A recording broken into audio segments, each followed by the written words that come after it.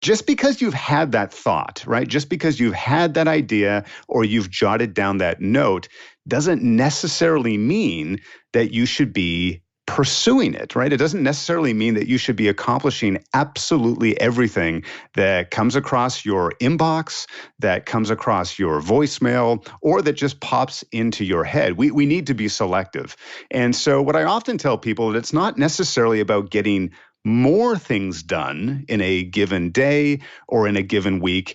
It's about getting the right things done. And if you can pinpoint, if you can identify the right things, the things that are giving you the most value to your business or the most value to your time, well, then you can enjoy that time away from work, or you can enjoy that time, away from your computer or away from your desk. But if we're not choosing wisely, if we're not prioritizing correctly, that can make it a lot more difficult.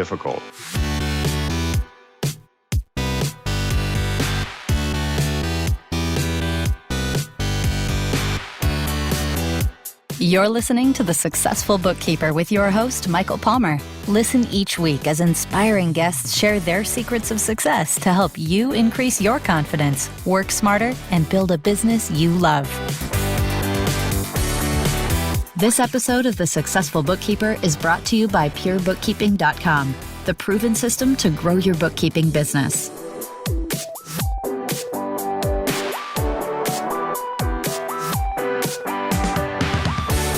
Welcome back to the Successful Bookkeeper Podcast. I'm your host, Michael Palmer, and today's guest is our go-to guy when it comes to all things related to productivity for this podcast. He runs Simpletivity, where he offers training and consulting, and now he's back on the show. Welcome, Scott Friesen.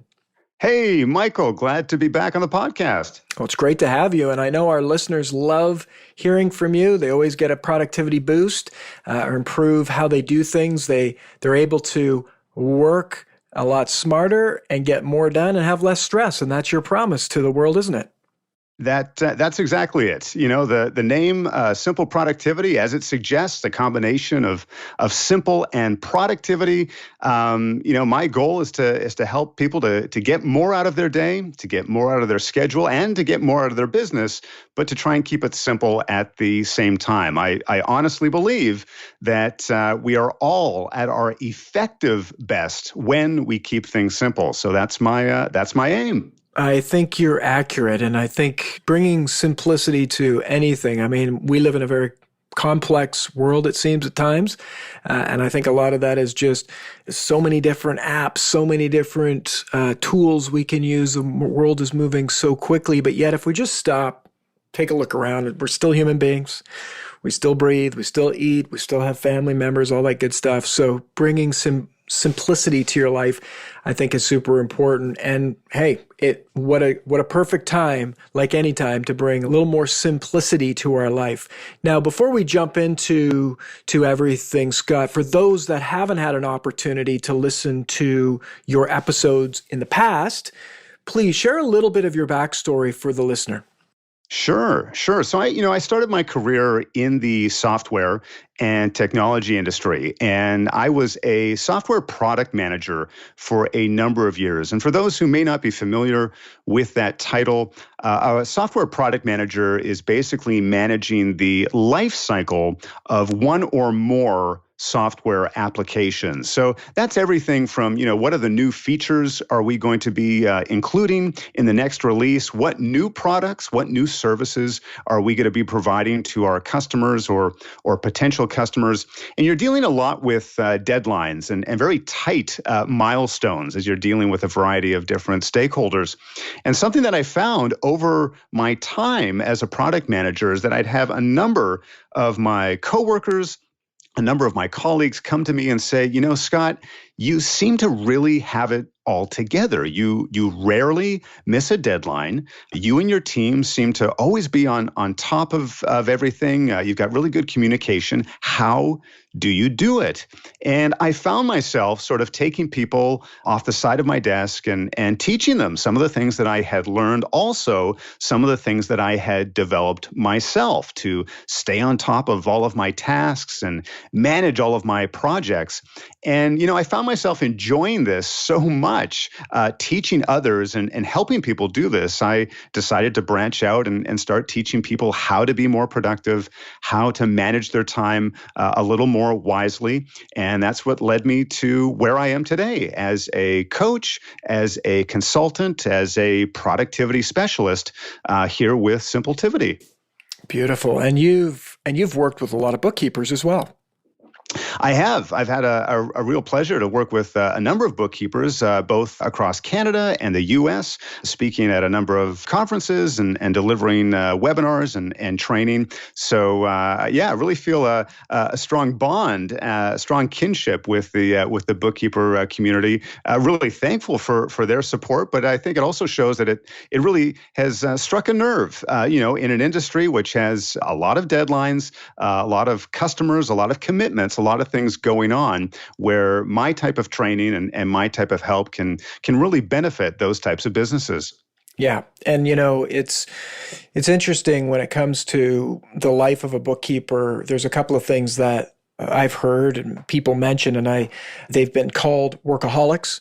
And I think I hate to say that because it's kind of a negative thing to think about, but a lot of them work a lot of hours. And I think the community wants to find ways to still have a life, still be able to make the income that they want to make, have the business that they want to have, but yet have also the life that they want to have. And it's kind of an interesting situation with bookkeepers in that, the pro is that it never ends. The work never ends. It never stops. But at the same time, without boundaries and limits, that can be really detrimental to a person's mental health around the work that there is to do. What are your thoughts? Absolutely. Absolutely. One of the first things I say to a number of my clients is that you will never accomplish everything that you want to do. And I often get a dumb look back at me saying like, well, wait a minute, aren't you the productivity specialist? Aren't you supposed to help me accomplish everything that I want to do? And, when I repeat that phrase, you will never complete everything that you want to do. I'm not just referring to your business or your day-to-day tasks. I often just explode that open even into our lives. We have on average 50 to 60,000 different thoughts each and every day. We've got new and great ideas and an awful lot of okay ideas going off in our mind all of the time. But just because you've had that thought, right? Just because you've had that idea or you've jotted down that note doesn't necessarily mean that you should be pursuing it, right? It doesn't necessarily mean that you should be accomplishing absolutely everything that comes across your inbox, that comes across your voicemail, or that just pops into your head. We need to be selective. And so what I often tell people is it's not necessarily about getting more things done in a given day or in a given week. It's about getting the right things done. And if you can pinpoint, if you can identify the right things, the things that are giving you the most value to your business or the most value to your time, well, then you can enjoy that time away from work, or you can enjoy that time, away from your computer or away from your desk. But if we're not choosing wisely, if we're not prioritizing correctly, that can make it a lot more difficult. Absolutely. And, I'll speak for myself personally. I think there's a lot of it. There's things I do that are time wasters, but yet I'm addicted to doing it. Even though I know I shouldn't be doing it, I'm addicted to it. Well, there's some really interesting research that is showing that we have started to rewire our brains, and not necessarily in a good way. With all of the technology that is at our disposal, with the onslaught of social media, with the variety of ways that you and I can communicate with each other or communicate with the world, we tend to be bouncing back and forth between this app and that app and this piece of technology and our smartphone and our laptop laptop and our tablet and everything else. And what's starting to happen is this switching back and forth is actually giving our brains a shot of dopamine. And if you know anything about dopamine, that's sort of our pleasure release, right? Like we like that. We like that feeling as we go back and forth. We get a shot of dopamine when we gamble. We get a shot of dopamine when we drink alcohol or smoke cigarettes. Some things that are maybe not so great in our lives, but it gives us that same type of kick in our lives. And so what's happening as we bounce back and forth, 5 seconds here and 5 seconds there, is that our brain starts to like that more and more. So we start to do it more and more.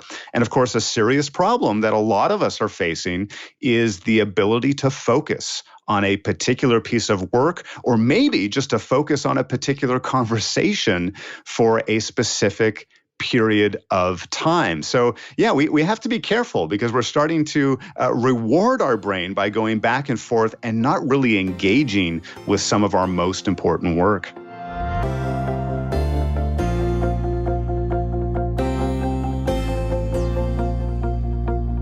Really interesting. I mean, just the science behind it and how it's affecting our daily lives. I mean, this can be a big problem. Now, you've worked with bookkeepers. What do you see as being some of their worst time wasters? What's getting the bookkeepers every day? Well, I think for a lot of us, and especially bookkeepers, it comes down to communication. And, I work with a lot of people with helping them to manage their email more effectively. Although we have so many other areas of communication and ways that we communicate with our internal teams, but also our external clients, email remains the number one form of business communication. Even if there are other tools available to us, most of us are spending a large part of our day in email. And so that's really where it starts for a number of my clients is trying to spend less time in email. And one of the ways that you can do that is just by batching the amount of time you spend in your inbox. So for example, it may mean by starting your day with a solid 30 minutes or maybe even upwards of an hour in email, but then minimizing your inbox for the next few hours, right? Get back to that other project, get ready for that important meeting that you have coming up, or maybe as you're reviewing the numbers or your year-end report, that you can give it the full attention that it deserves. But there are other pieces of communication technology that can assist with this. One of those apps, which I know a number of your listeners use, is something called Slack. And Slack has gotten a lot of attention, a lot of popularity over the last 4 to 5 years. And for those who may not be familiar with this app, Slack aims to really focus your conversations by certain themes, or what Slack calls channels. So, a really big complaint that a lot of us have is that when we're dealing with email, as we're going through our email, the conversations are unrelated. I may be looking at an email from a client, and then the very next one is from a teammate, and then the very next one might be a personal email or something related to a conference that I'm attending in a few weeks' time. What Slack aims to do is it allows you to create specific channels. It could be a project, it could be a key client. You get to decide what those channels or what those themes are, but then you can have a much more focused conversation with other people who have access to those Slack channels. So if you and I are working on a particular project, and maybe we have another teammate who's working on that project, we can have that whole project, including attachments, including other files and documentation, all very much focused within that Slack channel, rather than trying to search for that particular file or search for that particular method in email. So that's often a tool that I know a number of bookkeepers are either using or at least experimenting with or considering using as an alternative or a way to at least spend a little less time within email. Yeah, I like the idea of the time blocking and batching out email. The thing about you mentioned dopamine with email, when I go into it, and I'm sure it's very similar for the listener right now, is I'm in my email, and as you mentioned, one email's from a team member, one email's from a client, one email's a personal, and they all have I have different reactions to those different emails based on what it means to me, what it has, maybe it's a customer has a problem. Maybe there's, and then the next minute I'm getting, a picture of my son from my wife. These are like, it's like a roller coaster of emotions, which can be, I think it's exhausting. So to be able to limit, like you say, that experience and using something like Slack, perhaps, I think would really help. You're going to get the same sort of things done in a day, but without those emotional roller coasters, it must be less draining for people. Well, that's right, and you've given a great example there of contrasting, bouncing back and forth between different messages, different people on completely different topics, versus spending some quality time, even if it is just 5 or 10 minutes, on a specific problem or a specific project. And again, it allows you to go that much more deeper into that situation, really engage with that conversation or with that problem or however you're trying to address that particular issue, rather than just quickly going through things. And I think a lot of us, fail ourselves by rapidly going through our email inbox as if it's a to-do list and we want to check off as many things as we can in the shortest amount of time possible. I think one of the dangers of email is that, when you read a new email, it changes color or there'll be something else in your email application that alters, telling you that you've read it. And of course, if you reply to an email, you get a different icon beside that message telling you that you've replied to it. And this gives us very much sort of the same effect as crossing something off of a to-do list or putting a check mark by a task. We like that feeling. Yeah, that makes us feel good. However, when it comes to email, in many cases, we haven't actually done a whole lot, right? Just because you've read the message, it doesn't really mean that you've done much to solving that problem or actually pushing that project forward. But when we tell ourselves, well, you know what, I just went through 25 emails, that tends to make us feel good. So then we're drawn to go back to email again and again and again. And like you said, referencing the dopamine example, it's like these micro wins or these quick wins, but they don't necessarily add up to a whole lot at the end of the day. Absolutely. And I think it's also a game that you might win for a while, but eventually you're going to lose because there's no limit to the amount of things that will hit that list. And like you say, you can't do everything. We can't do everything. Yet if we're trying to get our inbox to zero all the time, which feels great. I mean, the whole concept of having no emails to deal with, right? It's like, wow, bliss. But yet, if I won that game, I want to get there, but tomorrow I could get 250 emails because of whatever happens. And now I'm feeling bad because I can't get to zero. That's right. That's right. Speaking of games or gamification, and that is a problem that I do see, although the concept of inbox zero can be very, very helpful. A lot of people have the misconception that they need to keep their inbox at zero. And that's not really, the whole idea of that particular email management system. But one of the things that I recommend to a lot of my clients, whether it's email or whether it's other aspects of their job, is to make use of a timer. Now, you could install a very simple timer app on your desktop computer, or of course, we all have a timer built into our smartphones. You don't even have to download anything. It comes pre-installed as a part of your clock app. And what I encourage people to do is to set a certain limit as to how long are they going to engage with email before moving on to something else. Or even if it's not email, maybe they're working on a particular report, set a timer for 45 minutes. And when it goes off, reevaluate. Should you engage with this particular task a little while longer? Or do you have other things on your list? Do you have other things in your day that you need to transition to? One of the problems that I see time and time again is that people do get engaged with a particular project, but maybe for too long of a period. And then suddenly they say, oh my goodness, I still have 17 things I need to get done today. So a timer can be a great way to sort of set a limit. You can put it in the background. I'm not suggesting that you have something staring at you in the face. Set a timer on your smartphone and then just put it back in your pocket or on the side of your desk. And then when it goes off, you can reevaluate where you need to be and what you should be doing next. I love that idea, and I have used it in the past, but I have not been applying it of late. And actually, it's been on my mind a lot lately, this whole concept of a timer. Timer is very powerful. Yet I want to get one of those ones that you wind up. It looks like I think they call it an egg timer. Right. Right. And it's just old school, right? But we're talking about simple, right? Getting back to basics. I like the idea of being able to just say, oh, you know what? I'm going to do 5 minutes or 10 minutes, 20, 30, whatever it is, but blocking that off, even with appointments coming. Like what I find happens to me is I'll have a call at the top of the hour scheduled. I have to call someone's calling me. Now, if they're calling me, that's the timer, right? It's going to go off. I'm going to pick up the phone. But if I have to call somebody, I find if there's like 15 minutes, it's like, well, I'm not going to sit here and look at a clock for 15 minutes. So I start doing work. What do I typically do? I'll go work on some email. And then what happens? It's now, 11:05 and I'm late because I've gotten into this like state of, working on some problem or reading some email or trying to get through the list.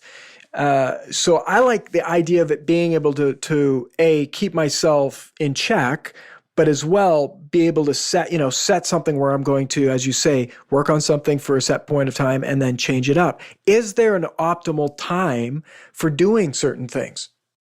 Well, that's a fantastic question, and there has been some good research around that. There is one technique that some of your listeners may have heard of before called the Pomodoro technique. And Pomodoro is Italian for tomato. It actually originated, speaking of a traditional wind-up timer, I guess in Italy there is this tomato timer called a Pomodoro timer that you can use.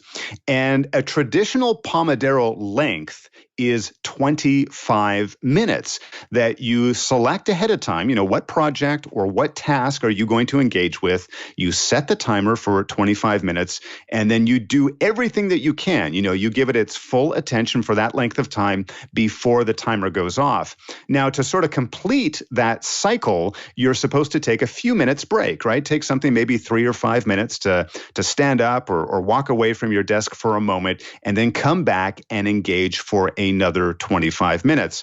However, I'm sure there's some of you who are probably thinking 25 minutes doesn't seem like a terribly long period of time. Other research has shown that 52 minutes, and yes, I said 52, not 50, not 55, not an hour, but that 52 minutes is around the optimal time. So just under an hour, and then we start to disengage with our work. Then we start to sort of lose our focus. So that might be another length that some of your listeners may want to try or experiment with. I know myself, I like to engage with work for around 50 minutes, just under an hour, when I'm working on my projects in the morning. That's when I tend to do my most complex or my most deep thinking work is in the morning. So I'll work for a prolonged period of time. However, when it comes to the afternoon, I find that my energy is starting to wane a little bit. So I will condense that to more of a 25-minute or maybe 30-minute period before taking some short breaks. So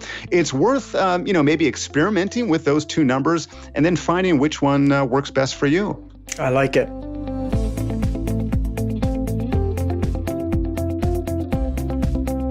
And, there's another, I believe it's Parkinson's law, that work fills up the time allotted. And so a timer will likely increase the productivity, because if you take 30 minutes to do something or an hour to do something, the same thing, the law states that if you give yourself an hour, it will take an hour. If you give yourself 30 minutes, it's more likely to take 30 minutes. So we can get more done, have the experience of getting more done by just using something like this egg timer or tomato timer and setting that optimal time, and then take a break and come back to it.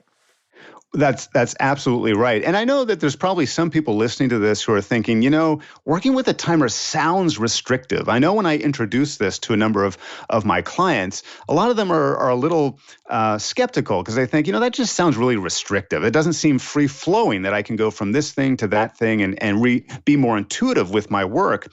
But I like to explain that in many cases, it's just the opposite, and that it's very, very freeing. And I love the example that you gave just a few moments ago about something that, is coming up. Maybe it's coming up in 30 minutes.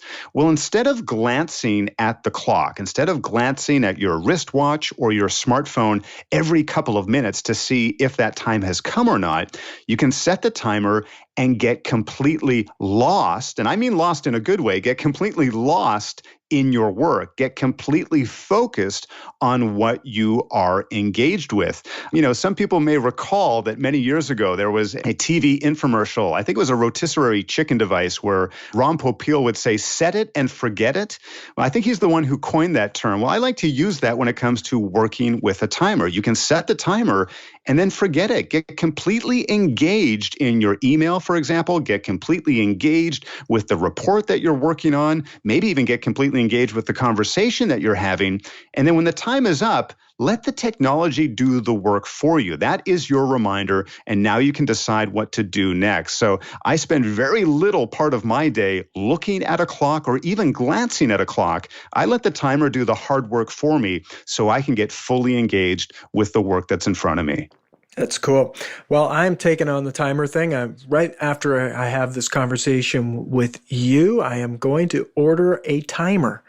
And I'm going to do that on Amazon because I love shopping on Amazon because it comes right to my door. I don't even have to go find. Where would I find an egg? Scott, where would I find an egg timer in this day and age? You know what? That's probably would be my suggestion as well. Start online. Start with something like Amazon.com to see what you can find. You might be able to find something in your local department store, something along those lines. But yeah, get creative too. If this is something that you're going to bring into your office or put on your desk, don't just pick something. I mean, pick something that's functional, something that actually works.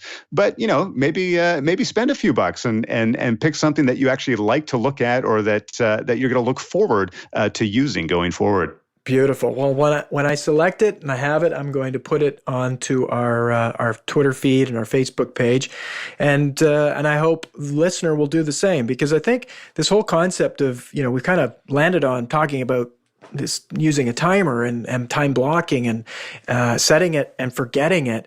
I love that concept, and I love the little tagline, set it and forget it. And so I'd love to hear what our listener, if they're already doing it, do they already have timers? Are they using some sort of a timer app? Whatever it is, share it on the Facebook page and the Facebook group. We'd love to hear about it. Now, moving on to apps, right? There's all these different apps that will help us get more done. So you talked about Slack already, and I think Slack is, it's definitely, very, very popular, not only with some of our listeners, but as well just the business world. It's incredible how many people are adopting Slack. But what other apps are out there, maybe ones that we may not have heard of or things that are up and coming? What are your thoughts there? Well, a couple of apps that have also gained some traction, but maybe not as much penetration in the bookkeeping area than I've assumed in the past are Trello and Asana.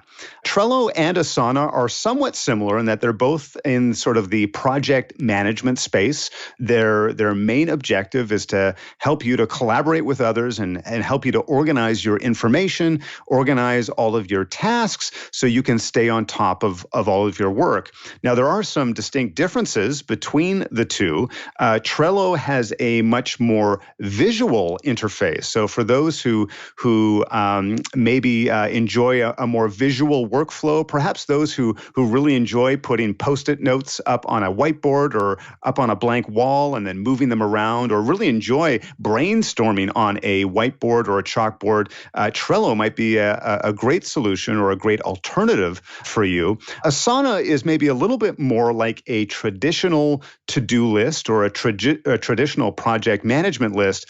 But it makes it very, very easy to collaborate with others. Both of these tools can support documentation and attachments. Of course, the standard functionalities such as adding a due date and adding different labels and flags, if you want that type of indicators or notifications, are built right into it. But incredibly flexible tools. And the one thing that is great about both of these tools is that they're absolutely free to begin begin with. And I know a lot of bookkeepers who are making use of just the free version. So you can make little to no investment in these applications. You can start using them. You can start playing with them, seeing if they will be effective for your business or effective for your team.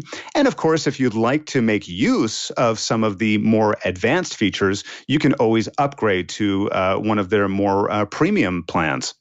Trello is fantastic. I've not used Asana, but we use Trello in our business religiously, and it is such an incredible app, very flexible. But what I find with Trello or any of these apps, I'm sure, is that if you've never used it, it can be challenging to understand, well, how do I make this work for myself? What is a good use case? How is there something or a resource that you have, Scott, that would help give people an idea of how they can start to use it in their own business? Yeah, well, speaking of Trello, Trello has a really strong and wonderful community of users. And one of the great things that you can do is start by something as simple as putting in a search for Trello along with your business. So you might want to start by just typing in Trello bookkeeping or Trello accounting, or even something a bit more specific, depending on your purposes or what you are trying to achieve. And the great thing is that many people have made their Trello boards public, or there are a lot of great blog articles and blog posts that show how others are making use of their Trello boards. And I know I've used that myself for inspiration. Even if you go to the official Trello.com website, they have an entire page. I believe it's Trello.com/inspiration, where you can see literally hundreds of examples of how people are using their Trello boards in different industries and for different projects. Now, another really good resource, if people are wanting to learn the ins and outs of Trello, not only how they can set up their Trello boards, but how they can use maybe some of the more advanced features or features that they may not be aware of, would actually be my very own Simpletivity YouTube channel. In fact, over the past year and a half, I've sort of become known as the Trello guy. And if you do a search for Trello on YouTube, chances are you're going to be finding several of my videos. So if you're wanting to learn a bit more about some of the power-ups in Trello, if you're wanting to learn about some of the latest features that Trello has introduced in the past year, I would encourage you to check out Simpletivity on YouTube.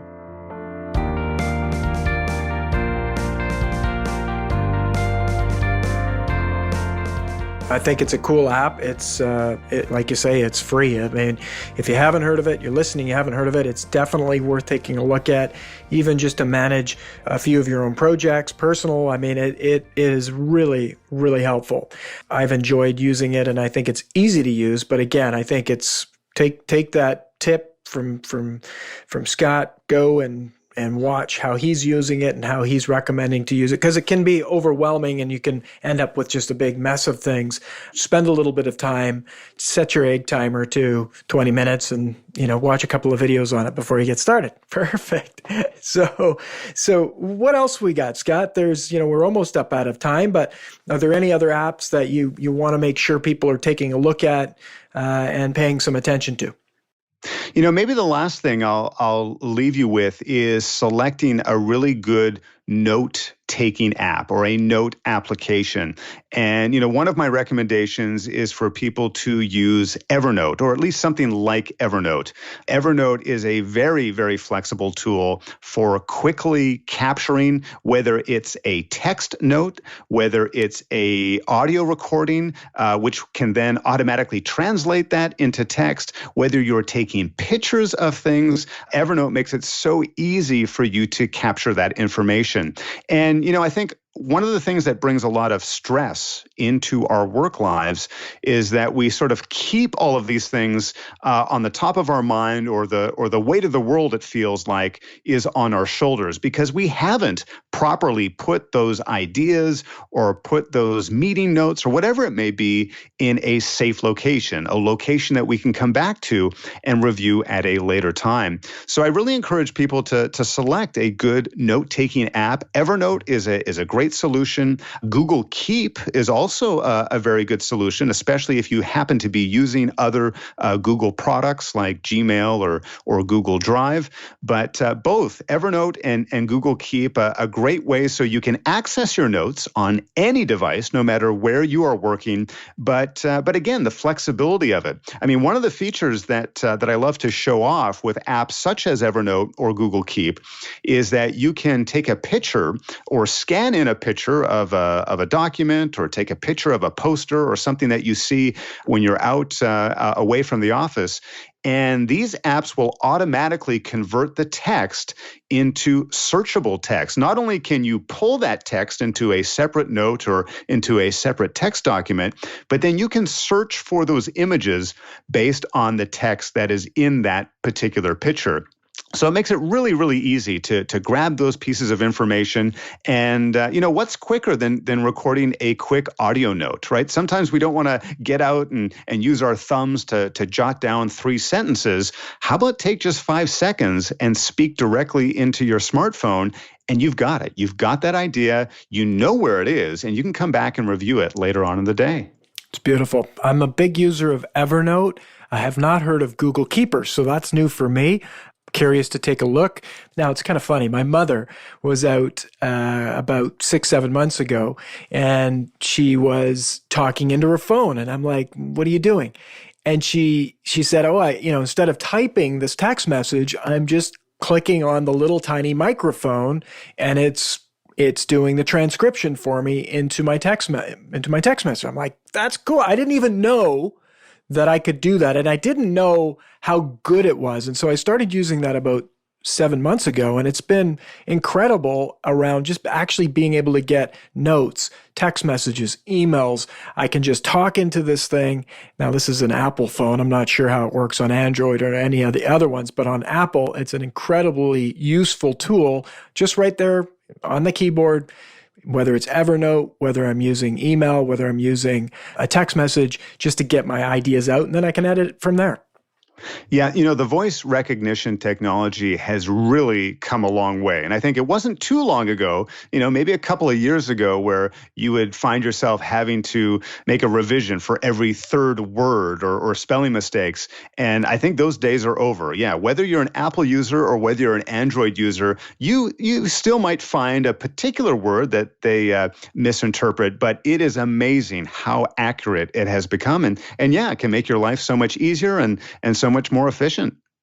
And I think the key message there, whether you're doing any of it, whether you're just using a pencil and a piece of paper, is the key here that you're trying to get across, in my opinion, is get the stuff out of your head, get it onto digital, get it onto paper, get it out of your head so that it's not jumbling up the brain and crowding out the space a bit, so that you can relax, sleep better at night, and be able to focus better when you're doing the work that you need to do. Absolutely. Absolutely. I mentioned before, my background is in technology and software. I like to make the analogy that our brains are a fantastic processor, but a very poor hard drive. And if you know anything about hard drives is all about storage. And some of us try to treat our brains as if it's just a big hard drive, right? That we're just going to throw information at it. We're just going to throw more and more details at it. And somehow it's going to remember all these things. And of course, we do that very, very poorly. Our brains really weren't designed to be just a storage location or a place for storage. So make use of Evernote, make use of Google Keep or some other note application that makes sense to you. Keep that information separate. So like you said, you can focus 100% on the work that's in front of you. That's excellent. Well, Scott, this has been fantastic having you back, and I think it arms us with a whole bunch of ideas on how we can make 2018 even better. Let's get out there, let's get more done and have less stress. If you want to learn more about what you're up to, Scott, can you let us know again what the best way to really enter into your world and get more information from the work that you're doing? What would be the best first stop for people that are listening? The best place to learn more about what I do and also to find all of the videos and resources that I mentioned on today's podcast would be the Simpletivity website. So Simpletivity, Simpletivity.com, Simpletivity.com. You can find all of my blog posts. You can find all of my YouTube videos. And you can also find a bit more about the work that I do for people when it comes to technology consulting, especially when it comes to using Trello. So look forward to seeing you at Simpletivity.com. Yes, absolutely. Well, thank you, Scott, for so generously giving us your time to be on the podcast today. Well, thanks again for having me, Michael. Glad to be here. Excellent. Well, that wraps another episode of the Successful Bookkeeper podcast. To learn more about today's fabulous guest and to get access to all sorts of valuable free business building resources, you can go to thesuccessfulbookkeeper.com. And until next time, we'll say goodbye.